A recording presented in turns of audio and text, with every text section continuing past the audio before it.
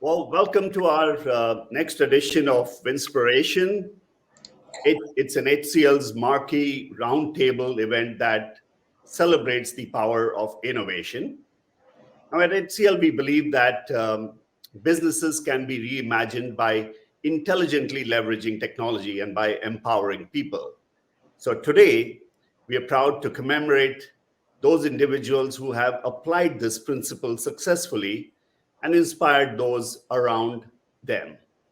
And we also like to take the opportunity to acknowledge the value that visionary leaders deliver when they push the boundaries of what technology can accomplish. So on that note, I'd like to congratulate all the panelists and the winners of the 18th annual Stevie Awards for Women in Business for actually their groundbreaking contributions to their field of expertise. Every one of you rose above the challenges of the last year and emerged victorious. Today, we have disruptions from rising consumer expectations, security issues, a lot of uncertainty, a lot of evolving technology challenges, and of course, a lot of opportunities. And then we have you, leaders of the new normal, as we call it, who are redefining the next generation of either workplace experiences or efficiencies or really new ways of doing business. So it's an honor to be among game changers who are across the industries as each of you represent, and then exchanging ideas and experiences with you. And hopefully we return to our roles a little bit more enriched and encouraged. So today is about raising a toast to what these leaders stand for. Today is about celebrating their success. And with that, let me welcome our panelists for the day. Let's hear from them about their success mantras, which I would attempt to extract. But before that, let's start by having them introduce themselves. We'll start from North America, which is Canada. Shannon, over to you for your introductions. Thank you very much. And thank you for inviting me to join this panel. My name is Shannon Bell, and I am Senior Vice President of Information Technology at Rogers Communications here in Canada. Thank you, Shannon. Deepika, as I see you on the screen next. Of course. Thank you, Anil, HCL, and Stevie Awards for inviting me to the panel as well, and for the nomination and the award. I'm Deepika Manglani from Los Angeles Times. I'm the Vice President of Product and Program Management Office there. Thank you, Deepika. Leslie, over to you. Sure. Hi, my name is Leslie Scott. I'm the VP and CIO of Enterprise Services at Stanley Black Decker. Really honored to be here today with such a great panel of awardees and with HCL. So thank you for having me. Thank you, Leslie. Meghan. Hi, good morning, everyone. It's a pleasure and honor to be here with everyone and to be standing shoulder to shoulder with these three other women. I am, again, Meghan Hendricks. I'm a Vice President of Technology with Ascension Health. We are a United States not-for-profit, faith-based healthcare organization. Thank you, Meghan, very much. And this clearly demonstrates kind of four different, very unique organizations and thereby unique industries representation. And I think that's really what we are excited about this panel, because we will, I'm sure, find something common which cuts across these different industries. I have a lot of questions that people sort of ask me to ask you. So please bear with me as I go through it one by one. Would love to hear each of your experiences, point of view. And if it's okay, I can get started. I think the first question that everyone always has wanted to know from leaders like you is, everyone hears about business leaders having recipes for success. I'm reading very recently a book by the ex-CEO of Pepsi, and a phenomenal read. I'm sure all of you are aware of it, of Indra Nooyi and her experiences, which also covered some of these success recipes. So from this concept of recipe for success, whether it's a mindset, whether it's a philosophy, we would really like to hear your point of view and what really contributed towards this success story. anyone to start with? Let's say Leslie. Sure. So I would say with respect to success, it all comes down to a team for me, and it's making sure that you're surrounding yourself with a great team and that you've empowered your team to own account and be accountable for their outcomes, make sure that they're delivering and driving results for the business, and that you're staying in sync with your stakeholders. I look back on my career and really so much of it comes down to having been surrounded by great team members, great peers, and it really just comes down to working together in a way that's effective and driving those outcomes for your business. Interesting. So it's a lot of teamwork is what you are aligning it to, Leslie. Thank you for that. Meghan, what do you feel your success story formula? Sure. One of the things is that has worked well for me. That's a piece of advice that someone gave me that really I think is applicable to anyone at any point in their journey, because you start your career by being offered and accepting a role, almost always as an individual contributor, but I think this applies to the full journey. And it's going to sound really simple, but it's to be yourself. You almost always are going to be stepping into a role where you had a predecessor. And that predecessor brings their own views and their optics and how they're wired as a person and their personality and how they became who they are. And so they have their own way of doing that job. You may have worked at an organization where you saw and had a front row seat to that predecessor, or you may be coming new into an organization. So make sure you just get a feel for what the role is in general, and then bring your own unique flair to it. Be yourself, because if you don't stay true to yourself, you're going to have trouble. If you're trying to be someone else, you're going to have trouble being successful. I think the other thing that, and as you said earlier, there'll probably be some very common themes. I'd echo what Leslie said, and it's what I call with our teams, and we discuss regularly, know your audience. We're still in a day and age where technology, in our industry in healthcare, and I'm sure it's the case almost everywhere, technology is ubiquitous. It is part of almost every workflow that's there, but it doesn't mean our customers and our partners inside our organizations enjoy using it all the time. And so we need to not be tech heads, not be geeks, and speak their language and really develop relationships with them so that they trust having conversations with us, that they know we get them, and that we really want to understand what their problem or opportunity is so that we can help them achieve their strategic goals and move forward. Oh, awesome. Meghan, this resonated with me many years back.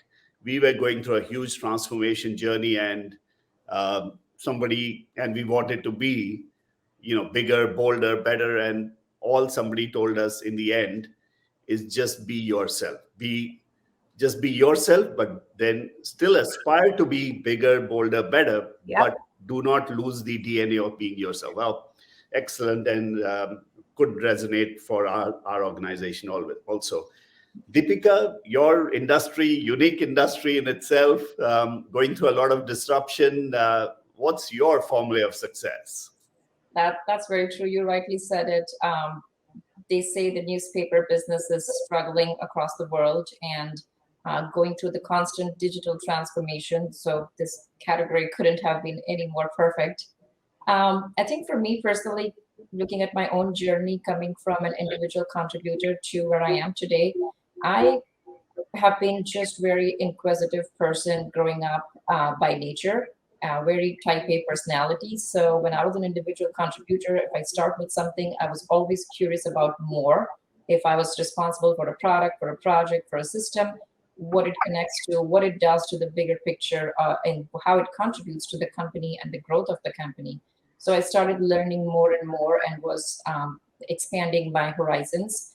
And that's how I grew where I am. So I still apply that very much in my life. And I totally echo what Leslie and Meghan said.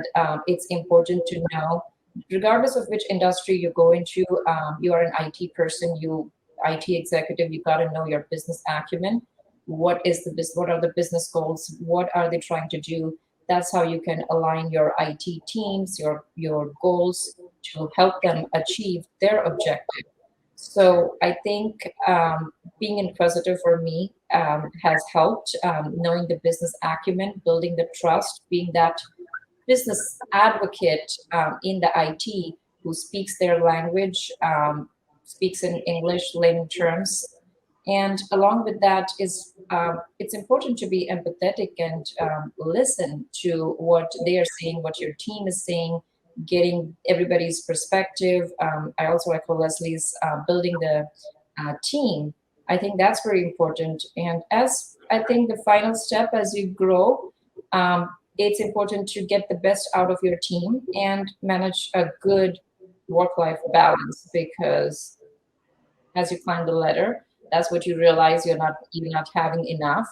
And that's what causes to the burnout, especially with this new normal of work from home. So I think all of this together is my recipe. Well, it's amazing, excellent, and I think there are many pieces of the puzzle is what I kind of got. Exactly. I think there's no one size fits all or one key thing for me that I think has got me where I am. It's all of these things together. Awesome. Deepika, thank you for that. Over to you, Shannon. The telecom media going through a lot of convergence and thereby a lot of disruption and opportunity.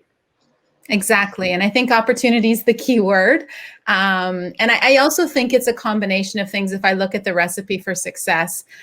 For me personally, some of it comes from my parents and their values when I was young. Things like work hard, taking pride in what you do. There are no shortcuts. Making mistakes is okay. That's hard to wrap your head around, but I really believe making mistakes is okay as long as you learn from them.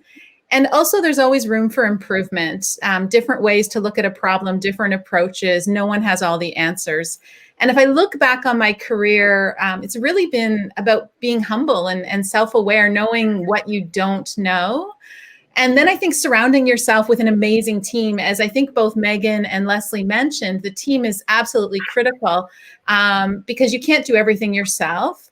But also you need to compensate for your weaknesses. And so if you understand what those are, you can ensure that you have a team that really brings out the best in all areas, and then grow the talent. You know, I think it's our responsibility to continue to grow the talent across the organization and to ensure that we have teams of people that are capable to come and grow with the organization. So those are kind of some of the key elements.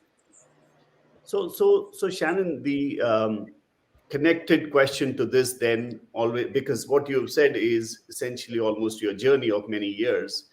But then if we kind of take a rear view mirror out here, and then particularly to the budding leaders of tomorrow, I think everyone wants to know if all of you all would look back at your careers and if you could do things differently, particularly if you had to start your career from scratch, what could be some of those things that you would do differently? And, you know, if you can throw some light on that. So maybe Shannon, we can start from you itself. Sure.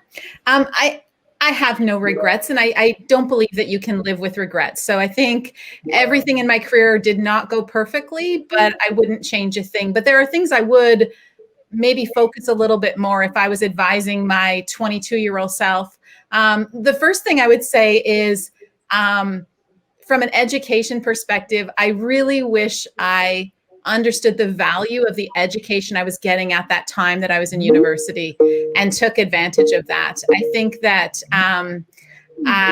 you know, when I see my own children now going to university, I keep telling them this is such an amazing opportunity to learn how to learn and to grow personally. And I'm not sure I had that perspective all those years ago. The other thing I would say is I would school myself to be more patient. Sometimes you know the answers or it's obvious, but it takes others a while to get there.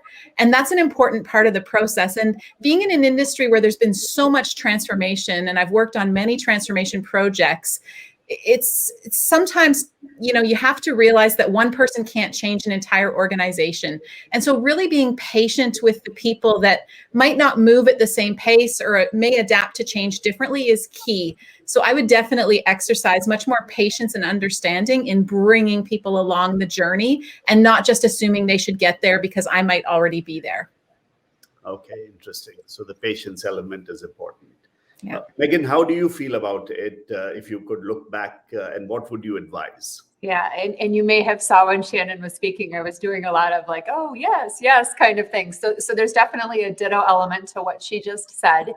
As I thought about this question, while Shannon was going first, I'm going to do it from kind of a couple of different angles. One is if I went back to my younger self as an individual contributor, it's not so much do differently, but it's maybe the things that I would wish I had realized earlier. And so one is, I don't know, and saying that out loud is a good thing. You might feel like you're making yourself a little bit vulnerable, but you don't have to have all the answers. And you will learn. And sometimes when you say those things, you'll find that other people are like, oh, thank goodness, that was going through my head as well. I wasn't sure. Or if nothing else, it'll just show that you're inquisitive and curious, and you don't think you know it all. And everyone needs to be a multifaceted team that works well together. When I then think about the journey of my career, when I became a leader of individual contributors, there's really two things I wish that I had recognized and incorporated into my leadership earlier. And the first was delegate absolutely anything you can. That when I'm about to do something myself as a leader, I should be asking myself in my head, is there anyone else on my team that can do this? For a couple of reasons. One, it can keep me operating the top of my license. But then two, it can enable and empower the team and also grow them. And sometimes that delegation is to give them things that I'm not even sure they're maybe 100% ready for, but can stretch and grow them. So we're always growing. I think the other thing as a leader for me that I wish I had recognized earlier is not every decision needs to be made quickly. I think when I was a young leader, it was like, well, my job is to make decisions and set direction. And so when something comes across my desk or under my nose, I need to show them that I'm ready to make decisions. And some decisions benefit greatly from some thoughtful contemplation and sometimes sleeping on it or letting it go over a weekend or gathering more information. The final thing is when I then moved into in my career being a leader of leaders. And being a leader of leaders is a very different thing from being a leader of individual contributors. And as I was onboarding new leaders, it was helping some of those new leaders understand that leadership is a skill and not a title. And so you've got to lead from the experiences and lead through the interactions with the team and building up those tight-knit relationships. And if you just lead from your title, you're not going to build the depth of the team that you're looking to have. And that's what I've got for you. Awesome. Well, awesome. I picked many things from what you just said. Of course, the first one was, it's okay. I don't know. It's okay to say that. And I think really the second one that stood out for me was leadership is not a title. It is something that is something you do and drive as actions. Fabulous. Thank you very much, Meghan, for that. Leslie, over to you. Your thoughts as we look back. Sure. Yeah, sure. So it's, with the benefit of hindsight, looking back over a couple of decades of professional experience, I would say I don't regret a thing. There were probably times in the moment where I was thinking that I was unhappy with outcomes or where I was, but I do feel like I've learned from every single positive and negative experience that I've had professionally. Some of the lessons were a little harder to learn than others, but there always is a learning opportunity or a nugget that you can take moving forward. So no matter how bad it looks at the moment, chances are you'll be a stronger leader or a better professional once you're out of that immediate crisis situation or unfortunate situation. I would say, though, my advice to younger folks is to get in touch with your gut and to trust yourself. Where I might have done things differently in the past, it was where I didn't trust my gut. In reading a situation, in reading people, in understanding what the true impact was of what was going on. If there was anything, to a decision where I would do things differently is to have trusted myself more quickly and more assertively trusted my gut. And that's something that you can't just take a class and getting a gut instinct or taking a class and trusting yourself. But if younger folks hearing this can maybe err on the side of trusting themselves more, that would be the one bit of counsel I would give. Can I ask Leslie a question? Is that okay? Please. Leslie, I was shaking my head as well. Leslie, with some of those times when you didn't trust your gut, did you find that the outcomes were some of those most snaggled types of things that took a long time to kind of unravel? And you found yourself during that journey being like, I knew my gut was speaking to me. Why? Now look at the pickle I'm in, kind of thing. Right. Yeah. Yes. I mean, I might use different words, Megan, but yes, I would say where I had an instinct about a root cause of something, or where I had an instinct about a partner we were working with, or an instinct about just in different situations. Your gut's there for a reason. And if you've got that little voice telling you to go press on further and get more detail, or to drill in further, to trust it. Sure. Awesome. Because you're right. Many things, and it's very common, many things that people have done, actually, as they become successful, it's very easy to give the credit to many things. But really, as in their moments of truth and transparently, they said it was really, they took their gut instinct towards taking those decisions. And the rest may be all strategy that you are aligning that credit to. But fantastic. So the gut instinct is a very crucial one for this. Yeah, I just want to add on, your gut instinct gets better with mistakes too. Yeah. It's not a once and done, it's continually fine tuning that. True. So thanks. Awesome. Sure. Deepika, your rear view mirror. So I do agree to all the wonderful women and their experiences and what they said. I've gone through the same as well. And obviously, no regrets. Whatever experiences I've gone through in my career, they've made all of us who we are and where we are. And there was a learning from all of that. But if I was to go really back almost 2 decades, I would have chosen more business and management courses in college. Along with my IT major, I had no idea I was going to be more of a business-facing role. My plan was to get into core IT, do development, which I did for a while in the beginning of my career. And then I started realizing what I liked more was work in more towards the business-facing roles. So I got groomed by my leaders, got great mentors to take me there. But had I discovered this was my passion and interest, I would have put more time towards building some of these skills a little early on. So that's what I would change, going as far back as academics. But looking more closely at the leadership rearview mirror, I think when I was an individual contributor, I had a tendency to finish everything I start within the same day, like what I planned for today to get done. I will not leave work until I'm done, no matter how late it gets. And I carried that forward as I became a leader. And that was not sustainable. That's least to say. So I learned over time from burning out that you can't survive that. Your goals keep changing as leader. Your priorities keep changing as things keep coming to your office, to your desk. So I learned over time, to Megan's point, to delegate. Whatever somebody else can do, delegate. And not everything I planned for my day, for my week, is going to be done in that day or week for sure, always. Because I got done some other things. I addressed some other issues.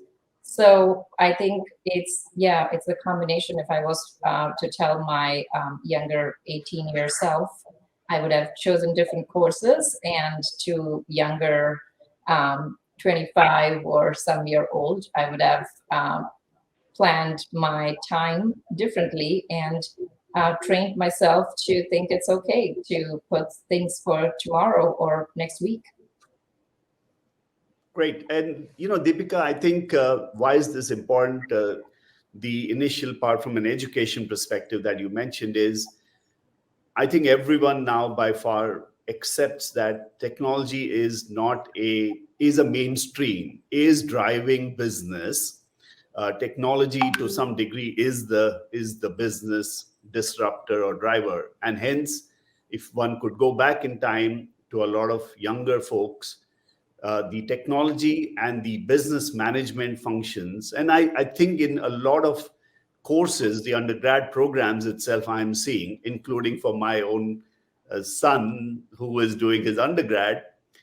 I thought he was doing CS, but I am seeing amount of management courses getting incorporated in the undergrad program of CS. Tells me that they are getting prepared for being business leaders, technology driven business leaders. So it resonated very well what you said. Connected to this really is, you guys touched upon it, but I do want to still go a little one level deeper. Is it fair to say that in the process, in the journey, we all know there are ups and downs in a journey, there are failures in a journey. How important are these failures, and how important are failures probably a little earlier itself as learnings? How do you feel about it? Shannon, maybe? Yeah, absolutely. Of course, there have been failures, lots of them. And I think failures are really just as important as the successes in shaping, your leadership style and approach and your view. First, maybe point I would make is we talked about making mistakes, admit mistakes. I try and instill this culture in my team, and it's something I've learned myself. Since day one, transparency has really been a key principle. Admit mistakes, be accountable for them, and people will support you. Sometimes I find people earlier in their career are nervous to admit mistakes because they worry about the repercussions. And I really try to show the team that, the trick here is, learning from your mistakes, and mistakes are going to happen. And so I really believe in sharing mistakes that I make with my team so they understand it's okay. And then that drives the culture. And I think, if I look back on my career, there's probably one specific failure I would highlight, which has kind of shaped my technology view. Early in my career, I worked at a startup that was way ahead of its time from a technology perspective. And the market wasn't ready for the technology, and the investors didn't want to continue funding it. And the company ended up going for asset sale. And it was totally disheartening as, a young technologist who really believed in the technology and could see that it was going to be very relevant in the future, but the market was simply moving too slowly. And my learning from that experience was you can't build technology and hope that the market will come. You have to build technology with a purpose in mind or with a customer to drive value. And this really lives in my role today. I tell my team constantly, we aren't building technology for technology's sake. We're building technology to solve real business problems and to make a difference for our customers. And this was such an important learning early in my career that I think has really shaped my view on technology as a whole. Oh, fantastic. Absolutely. Thanks for sharing that, Shannon. Meghan, in your field, again, keeping healthcare in mind. So some of these industries, almost everyone talks about, you just cannot fail. You can't afford to fail. The price is too high, particularly where you have regulatory compliance, many of those aspects. How do you feel about, failures as learnings in your journey? Yeah, absolutely. So, one of the things I would say is to kind of start with is everyone who's any kind of role, in any type of role, regardless of it, we're all humans that are coming to the table. Everyone knows humans are not perfect. And so for anyone to expect of themselves personally or of their teams, perfection is just setting a bar far too high than anyone could ever clear. And so it's just about knowing, and we embrace in our technology team as we are delivering care to our communities and hospitals and clinics and senior living facilities, that we will fail. We will fail forward and fast. So we will learn from our mistakes. We will iterate. We have also been working hard to instill a culture that, and it kind of keeps going with that perfection is not realistic or feasible, is when we are exploring new ideas and we say, that's a good one, let's go start building something or designing something or architecting something. We do not wait to start kicking the tires until the team, the individual thinks it's perfect. We absolutely take an approach of let's all get around the table and look at an MVP, a minimally viable product. And let's, before we get too far and invest too much time and energy to then do the reveal and have everyone say, you went way down a path we weren't going to go. So I'll start with that, but then I'll get into the healthcare piece. So technology is inherently complicated, regardless of what industry you're in. It has so many different parts and pieces that have to be a finely tuned orchestra. And so there are inevitably going to be times that technology does fail. Sometimes due to maybe the way we've configured it or patched it, or sometimes we all know when it goes bump in the middle of the night. We work hard with our doctors and nurses and care teams and leaders, and they understand that. We are far enough into the history of the world with technology being, around, that people understand that.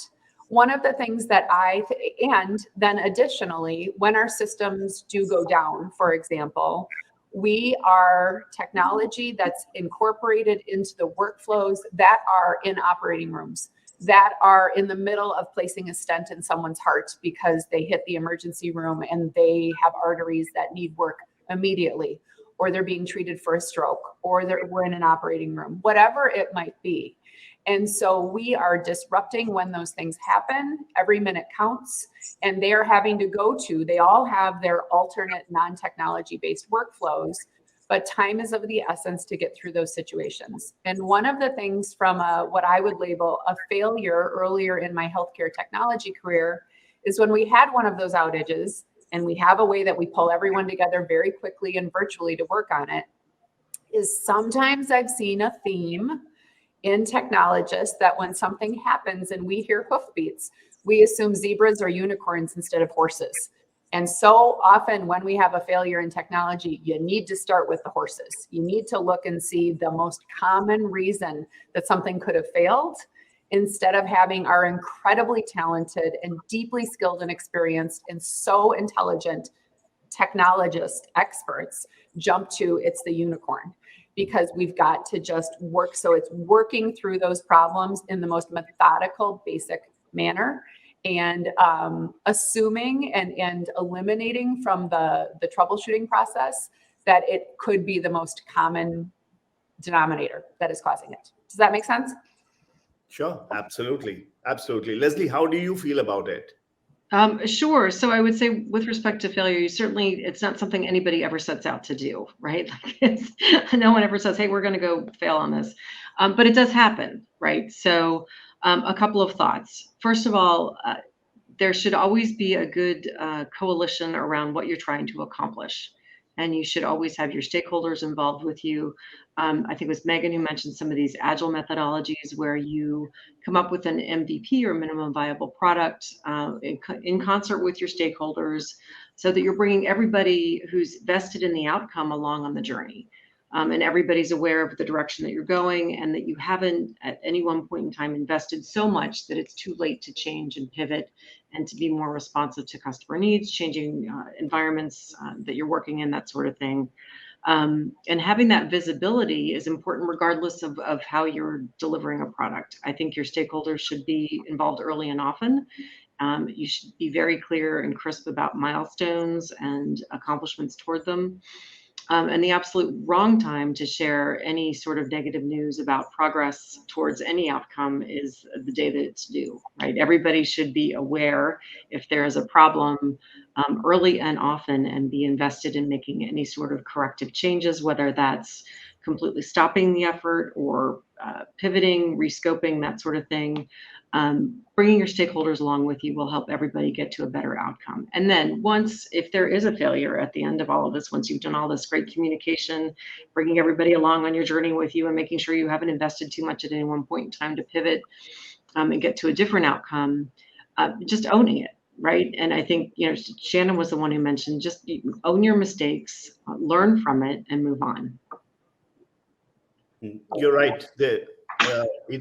In all our industry experiences, we've seen enough large-scale critical projects or programs not end up reaching what was originally planned. And then there's so much goes behind trying to justify it and hide a lot of things rather than really learn from it and reapply to look forward. And yeah, today's technology is allowing us to go the MVP route, use agile methodologies, so that it's all about, if at all it has to be it's fail forward and fail fast. Well said, well said. Deepika, your experiences and perspective on this? I would echo it again, all the women that nobody's perfect. It's only human to err. So obviously there have been challenges. There have been opportunities to learn and failures. And being in IT, I feel we are closest to the concept of, like you said, being agile since last 2 decades, since the manifesto. Everybody's trying to adapt that. And the whole concept behind that is to fail sooner. If you are to fail, you will know it sooner than knowing it towards the end of your goal, towards the end of your project or initiative program.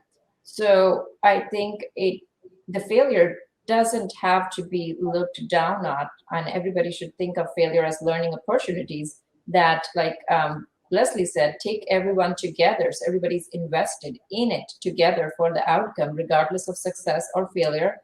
So everybody gets to own it. There are no surprises. So I think the only things that I have learned is very clear communication throughout the life cycle of any project or program, that everybody is informed on what's going on, the latest and greatest, all the way to the steering committee, to the individual contributors. So very clear communication, clear scope requirements. And what my group is basically responsible of is managing exactly these things, the budget, the timeline, the scope, and take everybody together, make sure everybody's aware of the risks and what are our mitigation strategies. And if any of those strategies fail, it will be a joint committee's decision that we agreed to go down that path. And we discovered something totally different, and that's okay to come back to the table and explore again and go down another route. And that's how we learn. Excellent. Deepika, thanks for that. And, at this stage, I would say this was sort of looking back, kind of looking forward with the positions that all of y'all are at, a senior leadership position.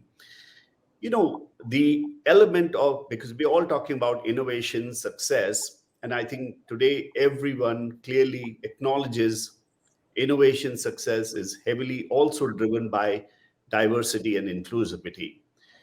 So the question really is, what are some of the challenges associated with bringing in far more diverse and inclusive culture? And then really what can, at your senior leadership positions, can be done to encourage bringing in more of that diversity and inclusivity? So maybe Meghan, you could give it a first try. Sure, absolutely. One of the things that we've been working on is getting our various levels of leadership plugged into community organizations, most often not-for-profit. We operate in 20 different states. So we have leadership spread all throughout, and we work on getting embedded in those local relationships. So for example, there's 2 different STEM organizations that I work with here. I'm in Milwaukee, Wisconsin. And they have slightly different angles, but one of them is laser focused on helping young adults, so people who are past high school, find opportunities, and they apply, and it's very rigorous as to who's accepted.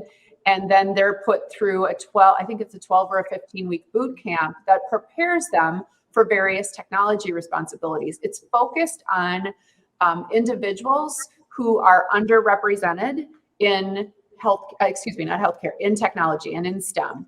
And so it's finding those opportunities outside your organization, I think, to get connected to and involved in your larger community, not just the network of people that you've built up professionally, but frankly, making yourself a little vulnerable, meeting new people, making new connections, forging those types of things, so that you and your leaders are going out, and as you are growing your team, you've got these different areas you can connect into to help bring in probably or possibly non-traditional routes and avenues to bring people in.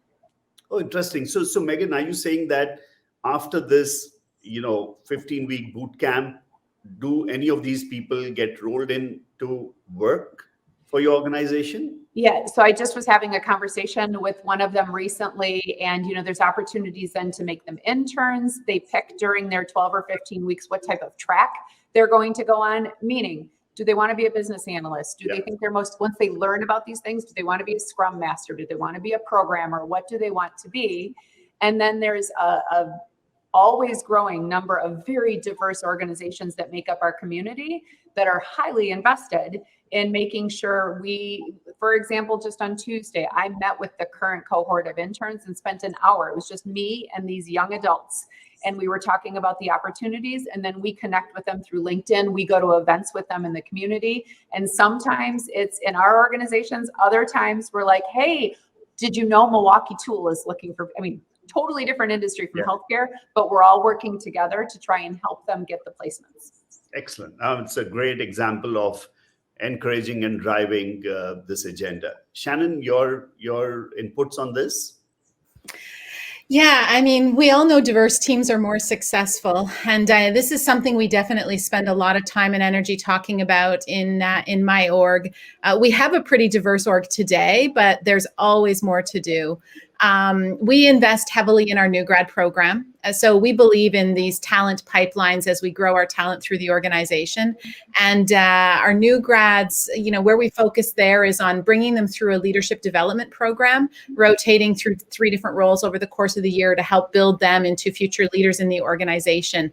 But if I look more broadly at inclusion and diversity across all the roles in our org, I think our focus has been on having really open, transparent conversations about what we're seeing, why. We regularly talk about why we're not getting diversity in the applicants to some of our jobs. Is it the way we're writing the job descriptions? Is it where we're marketing the positions? Are we not partnering with the right community organizations, as Meghan talked about the value they see there? You can only have these discussions if you're being really transparent about what the problem is that you're trying to solve. And so we've set inclusion and diversity objectives within our team and been really action oriented in terms of how we measure progress. But the starting point of it, you can't just measure everything with an objective and a KPI. You have to have the open, transparent discussion about what needs to be done. And it's broader than just one organization. Our human resources team are amazing partners in this regard, helping us understand the dynamics, what's happening in the market, partnering on where we should be looking to find talent, how we should be broadening our approach, and so on. So there's lots of pieces to the puzzle. There's no magic answer, but I really believe it starts with just honest, transparent discussion about what the challenges are. Got it. Absolutely, Shannon. So Deepika, from your perspective, do you see this at all as something which needs the push, the encouragement, and has some challenges? We as a company have incorporated inclusivity and taken it very seriously, but do I see that it needs a push? Sure. It always can take any more push that we can provide, and there's no limit to how inclusive you are. You can always be more inclusive. Yeah. So we've taken several measures for that, making sure all my team members, my peers, and everybody, I think the first step was to recognizing what inclusivity is. Just by merely saying that we are going to be inclusive doesn't necessarily mean the same thing for everyone, because that's the whole point of diversity and inclusion. Not everybody understands, but everybody says we are an equal opportunity employer, so we are adapting that. But I think breaking down the inclusivity and how it impacts everyone coming from different cultural backgrounds, different experiences, grown up with different opportunities, how their perspectives and opinions are important and can broaden horizons of us as a company and our team is, I feel, very essential. And our company has done a great job of making sure that all the senior leaders, managers, and everybody is trained on what that inclusivity explicitly means, starting from the very beginning, going through the hiring process. I think some of the challenges that are inherent in everybody's mind, most likely, unless and until they've gone through this training or they've understood the real meaning of inclusivity, is to look for what you call a cultural fit for the team. That's not necessarily, we are not in the same boat anymore to look for the cultural fit. We're looking for someone who can come and give us a unique, a different, a diverse perspective.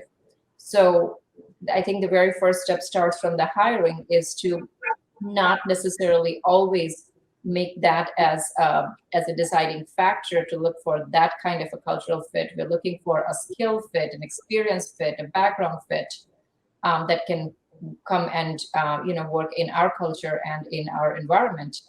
And secondly, I think it's important to give everyone an equal opportunity and a seat at the table in the leadership conversations, having the team shadow while I'm attending some steering committee meetings of the projects and the products that they're supporting at a much bigger portfolio level. So they can learn, they can see, and I do debriefing with them to get their perspective, their questions of what they thought.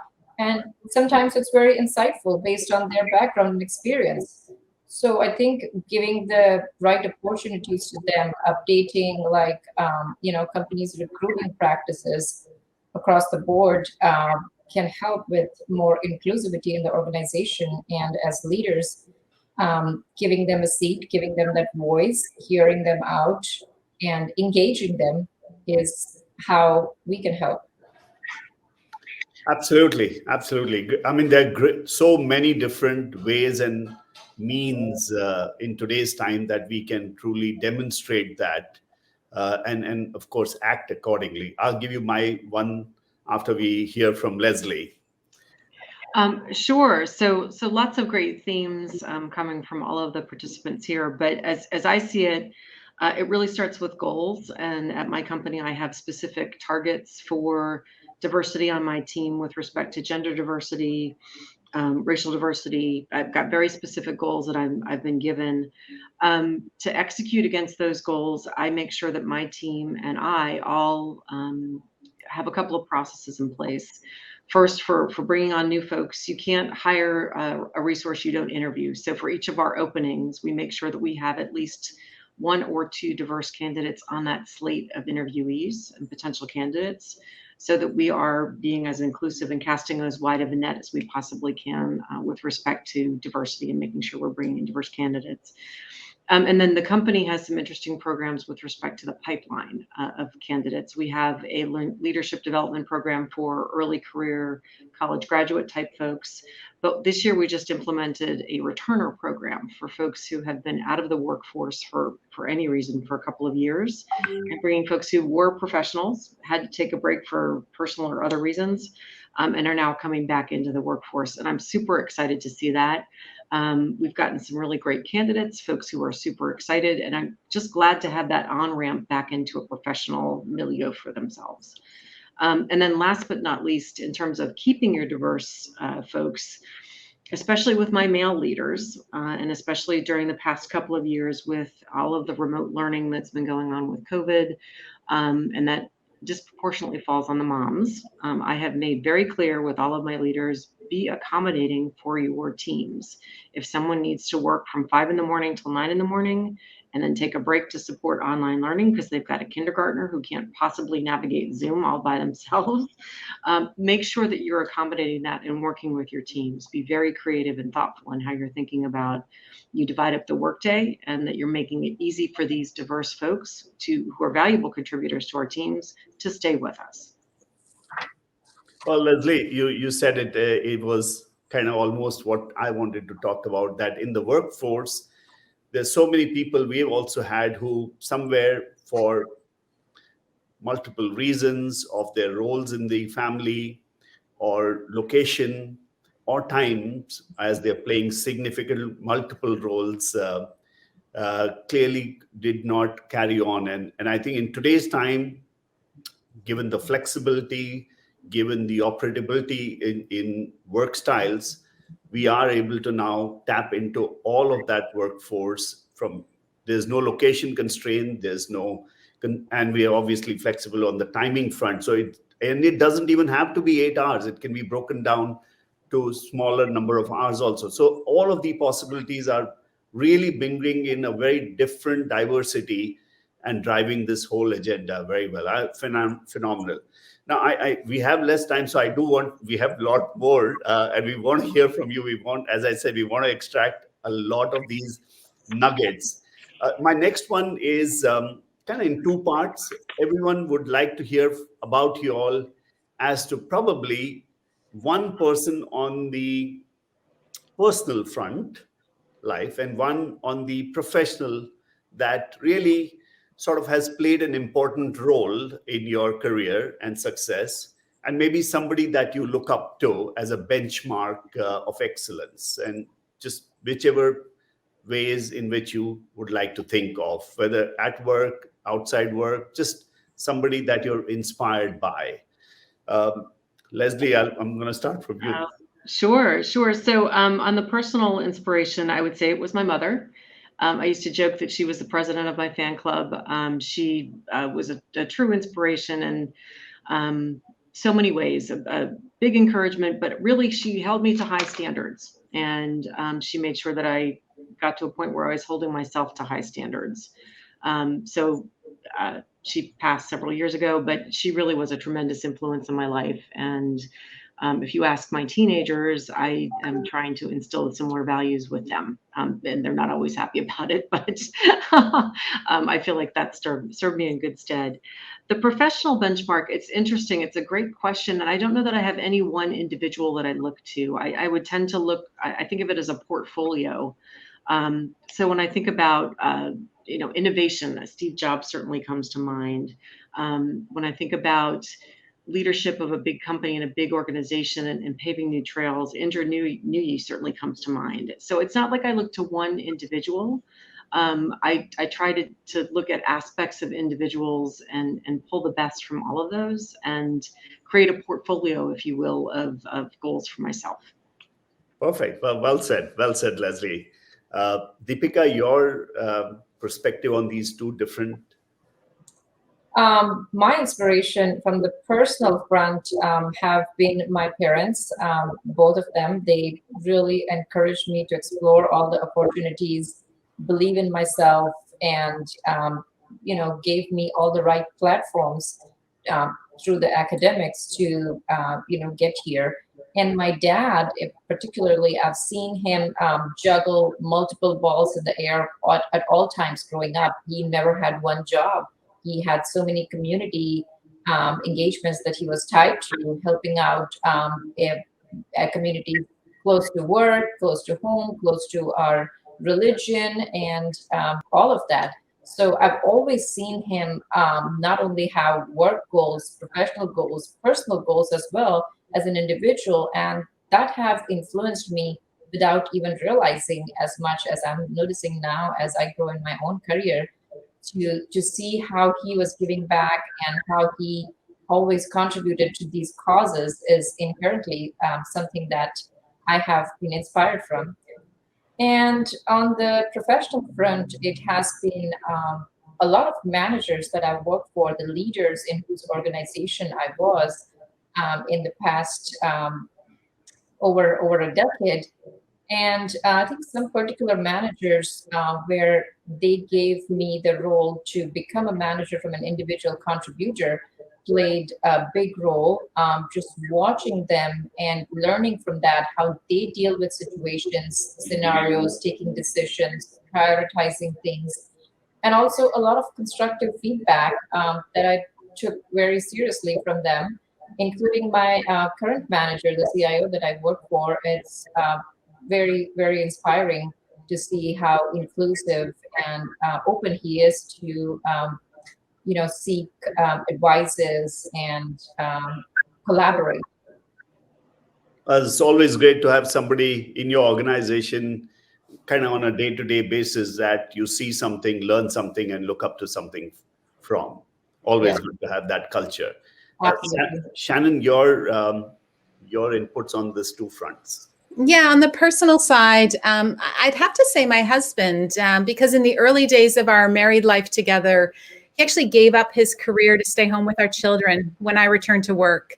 And he encouraged and supported me through multiple work relocations around the world, and has been a constant source of really keeping me grounded and keeping the work-life balance intact. So that's been super important to us as a family. And I deeply respect that he brought that. On the professional side, like Leslie, there's a lot of business leaders I admire for different reasons. So it's tough to pick one single person, but in the interest of time, I would highlight one, and that is Satya Nadella at Microsoft. The way he took Microsoft, transformed that company into a cloud organization, and his personal leadership style, he's very passionate and committed, really remarkable leadership. So that's one I'd highlight, especially in the context of transformation.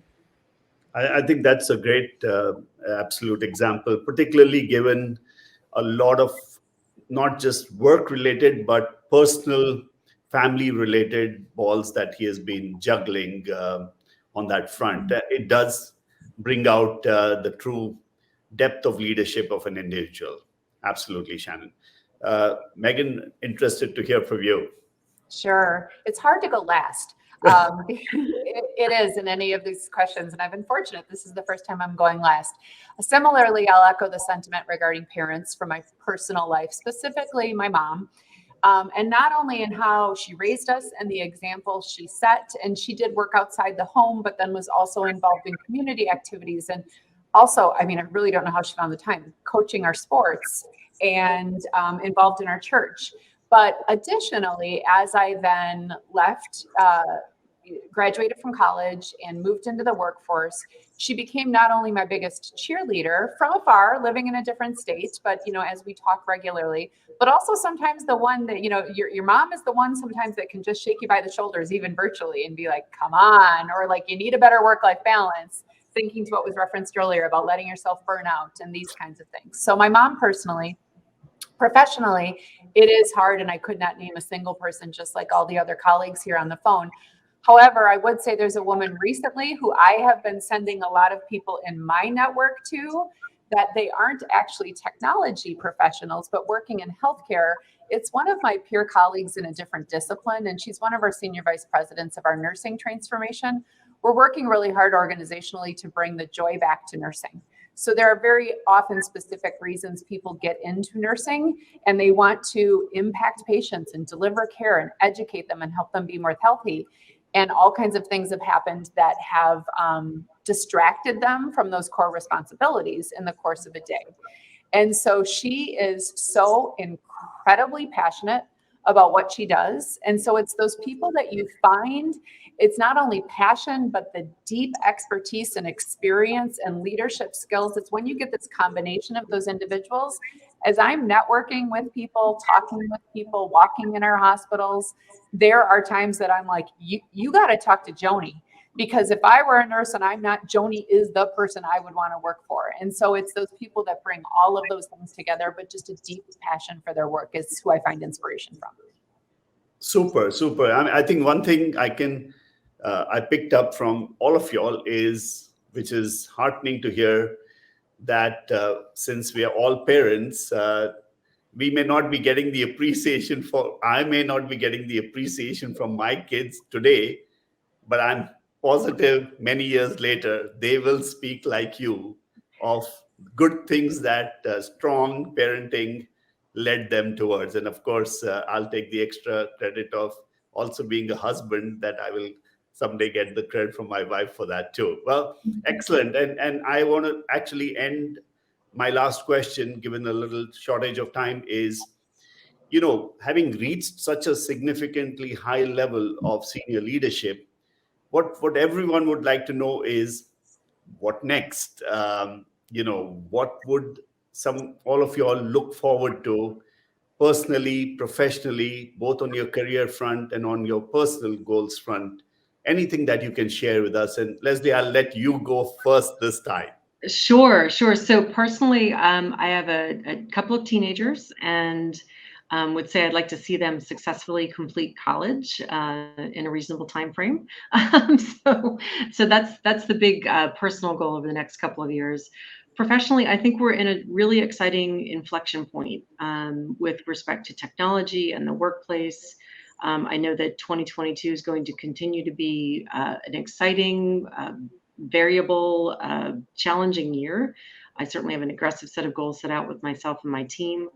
So looking forward to landing 2022. And I am keeping an eye on what's going on with the rest of the workplace and with technology. I think technology is front and center with so many of the big changes that we're supporting. And yeah, I want to get through a great 2022, and then I'll see. Awesome, Leslie. Meghan, I'm not going to ask you to go last. So thank you. For me professionally, and I know we're short on time, so I'll maybe just focus on that for you so we can get to the last two. And that is, I tripped rather circuitously into both technology and the healthcare industry. I started my career in finance and thought that's where I would stay forever, in banking. And really enjoyed that, but then had an opportunity through some work at an organization I was with to get exposed to technology. So I found my passion. And then I did tech in a couple of different companies and industries and found healthcare. So I'm very, very fortunate. And when I think especially of the term, the Great Retirement, that we keep hearing so much now that we're in our third calendar year of a pandemic, and people really taking a step back and saying, what fills my cup? What motivates me? Am I satisfied in what I'm doing? I had that before all of this started. And so I think for me, I want to professionally stay in healthcare and keep encountering diverse opportunities that keep growing me and keep, my brain active, that I feel like I keep learning new things and being exposed to things. And so for me, I'm very, very fortunate to already be in an industry where I have the passion and I want to stick with that. I will be very surprised when I end my career if I end up in a different industry. very nice to hear that, and very lucky. I'm very fortunate. Before this all started with the pandemic, people would even say to me when I'd say, I love my job, I have horrible days. I mean, we all have horrible days. You can be in the best, perfect job for you and you have really bad days. But, when I step back and look at the aggregate, I'm very fortunate. People would comment on that, like, you do love your work. I'm like, I do. Yes. That's right. Very true. Awesome. Shannon, what are you looking forward to? I think what motivates me is really being challenged and passionate about what I'm doing. So I listen to Meghan and I just wholeheartedly agree. It's so important to love what you do. And I love technology and driving transformation. And so for me, we're well into that journey now. There's a lot more to do. So I think for the next couple of years, it's really going to be continuing the drive of transformation. The fun thing with technology is that it's always changing. And so there's never a shortage of challenges and change that has to happen. And the other piece of it that really fuels me is investing in and mentoring the next generation of talent. Growing our new grad program, growing our mentoring circles, working with those teams to build talent pathways and pipelines. I mean, that's where I get my energy at the end of the day. And so that's what's important to me. Oh, excellent. Well said about that, Shannon. Deepika, what can we look forward to from you? I'll be very quick, being mindful of the time and being the last most often. I think what motivates me, I will totally echo what Shannon said, is to staying challenged, trying to solve difficult problems. That's always challenging, and without a challenge, it gets very monotonous. So that definitely motivates me, along with having the right platform to collaborate, to grow, having the right forum, to always put my opinions across and my ideas across. And as far as what's next is, I would just like to continue to grow into bigger roles where I can make more material contributions to the company's bottom line, and become a better leader and of a much larger department, leaders of leaders, and just see myself continue growing there in the next 3 to 5 years. Super. Well, absolutely. I think it's amazing that everything I heard from you all is very, very forward-looking. There is no stopping. Yes, it is enjoying the moment, but it is very much challenging yourself. And just for 30 seconds, I'd say it's more than me. I mean, I love my job, but more than me, I think it's amazing and so sweet when my kids tell me, Dad, I think you really love your job, because we've never seen you complain. You work like a lot, but you're very happy about it. And this is how time has flown for me. I am 30 plus years in HCL. And it really feels like I'm working for a startup company. And there's always, you create challenges for yourself, you create your own targets, you create your own goals, which is more beyond your organization goals. And that's what keeps you fresh. And that's what keeps you going and young. So with that, I would say thank you so much. Personally, for me, I am absolutely thrilled hearing and learning from all four of y'all. And I mean, I really want my kids to pick up a lot of everything that I heard from you. So thank you very much. It is an honor, but it's going to be very helpful for everyone who sees it, hears it, and gets your rear view mirror as well as the forward looking view and all your learning. So thank you very much for that. Any last comments from any of you? Thank you No, very thank much. Thank you. So Yes, thank thank you for having this great opportunity. Really appreciate it. Thank you. And congratulations once again for being great leaders and great winners. Thank you. Thank you, everyone.